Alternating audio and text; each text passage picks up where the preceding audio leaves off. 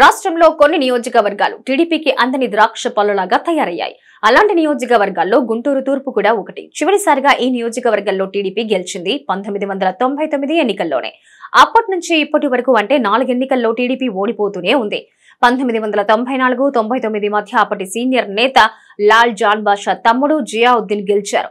మళ్లీ ఎంతమంది ప్రయత్నించినా గెలుపు దక్కటం లేదు. మరి రాబోయే ఎన్నికల్లో టీడీపీ జనసేన కూటమి తరపున ఏ పార్టీ అభ్యర్థి పోటీ చేయబోతున్నారో తెలియడం లేదు. ఇక్కడ టీడీపీలో పెద్ద మైనస్ ఒకటి ఉంది. అదేంటంటే ప్రతి ఎన్నికల్లోనూ చంద్రబాబు నాయుడు ఒక అభ్యర్థిని పోటీలోకి దింపుతున్నారు. 1999 ఎన్నికల్లో సిట్టింగ్ ఎమ్మెల్యే జియావుద్దీన్ పోటీ చేసి ఓడిపోయారు. ఆ తర్వాత 3 ఎన్నికల్లో నజీర్, మద్దాలగిరి, మొహమ్మద్ నజీర్ పోటీ చేశారు. ప్రతి ఎన్నికకు ఒక కొత్త అభ్యర్థిని పోటీలోకి దింపుతూ ఉండడం వల్ల పార్టీ బాగా వీక్ అయిపోయింది.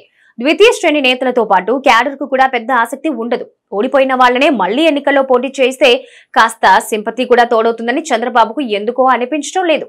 సరే, చరిత్రను వదిలేస్తే రాబోయే ఎన్నికల్లో టీడీపీ గెలవాలని చంద్రబాబు గట్టిగానే డిసైడ్ అయ్యారని తమ్ముళ్లు చెబుతున్నారు. అందుకు తగ్గట్టే పార్టీని గెలిపించే గట్టి నేతల కోసం సర్వేలు మొదలు పెట్టారట.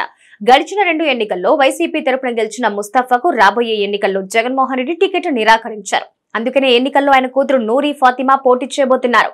కాబట్టి రాబోయే ఎన్నికల్లో టీడీపీ తరపున గట్టి మహిళా అభ్యర్థిని పోటీలోకి దింపితే ఎలా ఉంటుందని చంద్రబాబు ఆలోచిస్తున్నారట. అయితే అసలు ఈ నియోజకవర్గంలో టీడీపీ పోటీ చేస్తుందా లేకపోతే జనసేన చేస్తుందా అనే కన్ఫ్యూజన్ పెరిగిపోతోంది.